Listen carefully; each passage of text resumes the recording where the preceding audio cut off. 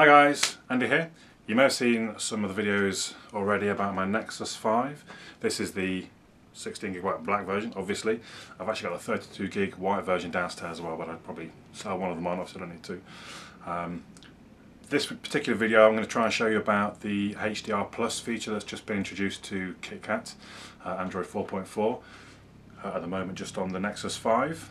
The idea being, obviously, if you don't know what HDR is, it tries to take a sequence of photos, usually maybe 3 I think, in a shorter period as possible, and it takes the best exposed bits of each of that photo to make one all-round better composed photo. That's normally when either you're looking at something very bright. You probably notice in the photos that you take, when there's a bright background, the foreground is very dark. So the idea being, it takes 3 pictures of the different exposures. So the dark bit, there'll be an exposure where the dark part of the photo is a bit more visible, whereas normally the back would then be just a white sheet. It then takes the other composures, which gives you a good looking background as well. So the idea being you get good looking foreground and background. It does take a bit of processing power because, like I say, it takes 3 pictures really very quickly and then works out the best bits of each one. So I have found a few times when you take the HDR, you have to wait 2, maybe even 3 seconds, and then boop, and then it goes, and then you have to wait for it to actually be stitched together, so to speak. But that only takes a matter of a few seconds, if that. Actually, it's very quick. So I'm going to try and show you in a video the quality of the photos, regular and HDR, and show you some of the comparisons. I'll give some of my thoughts, but it's more about letting you see and then you decide. Photos I often find are quite, subjective. What one person likes, someone else doesn't like. So some people like bright colours, other people prefer more natural colours. And it's the same sort of thing with photos I often find. I suppose really you should look at what's most realistic, but then different warmths, different colour tones. I'll show you the pictures, you decide. So if we look at this first image here, this was me walking to the gym. It was a sunny morning. I thought it was a good opportunity to take some pictures in the HDR Plus mode. So that's the regular photo, and then we're going to switch over to the HDR Plus.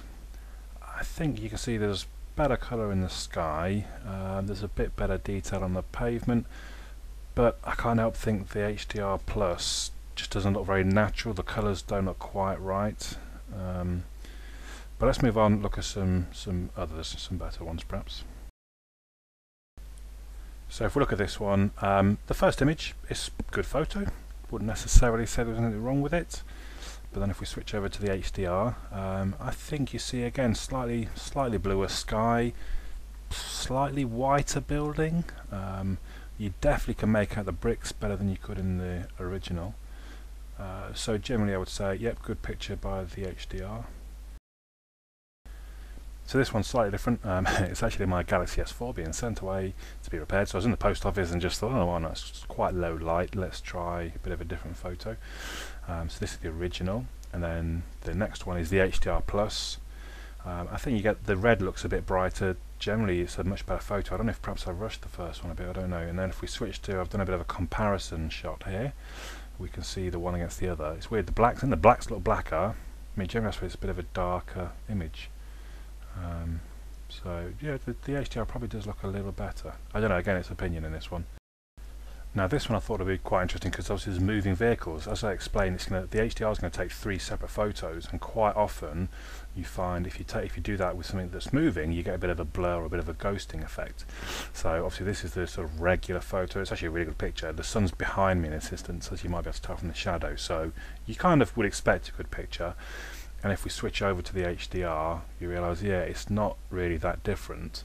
And then let's switch to the actual comparison. Now these comparisons, it should be pixel for pixel. So if you're watching in 1080p mode on YouTube, these photos are sort of scaled, so it's literally a pixel is a pixel. Whereas, obviously, I can't cram a 8 megapixel photo into a 1080p image.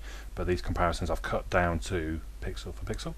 I suppose if you look on the right side of the buildings where it's kind of the white building, you can see the actual bricks in the HDR version, where the regular you can't. But apart from that, there's really not much to separate them. There's no blurring on the moving vehicles in the HDR, which that's actually one of the most impressive things, to be honest. I've zoomed right on in on the HDR version, and there's really no blurring at all. So really a good job done there. Here's another low light. It really doesn't look low light. I think that's actually one of the impressive things about the Nexus. I can tell you this was a relatively dim room, and this is the standard photo. It's really good with some really good colour. It looks like it's a I don't know, brightly lit room, but I guarantee you it was actually quite dim. We'll move over onto the HDR version. Not a great deal of difference, if I'm very honest. I think the original photo is so good. Let's move on to the actual sort of comparison image, the one-to-one comparison. I don't think there's a great deal of difference to be seen there, so it doesn't look like HDR Plus is necessary. I know some people have said to use it when it's in a darker environment, you get a better picture, but I'm not sure that's necessary on the Nexus 5. It does a really good job in low light. Up to now you might be thinking, what on earth is the point of this? It's not the HDR images aren't really that much better than the original image. And again, if we look at this image, it looks good, it looks fine, it's nice colours, no real issue with it. But then if we switch over to the HDR Plus, I think you see the church itself, it still looks slightly artificial, but that looks a lot better, it's a lot clearer, looks cleaner almost. Let's move to the comparison where you really see the difference.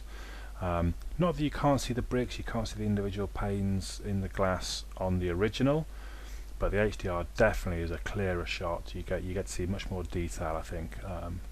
I think that really shows where it's useful.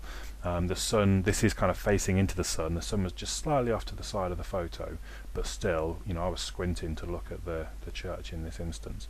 Really good picture, I would say, with the HDR Plus. And then one final photo, again, really showing the difference. I've gone straight to the comparison for this one because I did it in portrait rather than landscape, so not so easy to show on a landscape monitor or TV. But I mean, you can clearly see the left side being the regular photo, the right side being the HDR Plus. The brickwork is, you can see it's red. On the left, it's reddish, but it's almost kind of grey looking. And this is the sun is directly behind this, what is it, church, chapel? It's literally right behind. So the HDR, you can see just slightly bluer sky, but that's not really where we're getting the benefit. Where we're getting the benefit is, if you look at the tree, for example, you know, that looks a lot, that's way better. You look at the red brickwork, really much clearer. So I think that's those last couple of photos, I hope, show to you the benefit of the HDR Plus mode. And it does look like, unless you're actually facing into the bright subject with with a bright background and a dark subject, it might not be worth it. The camera does a really good job of coping with low light, but in these high light situations, the HDR Plus really is beneficial. I hope that's been of help to some of you. Let me know your questions below if you have any, or comments yourself about the camera. Thanks a lot, I'll catch you all again soon.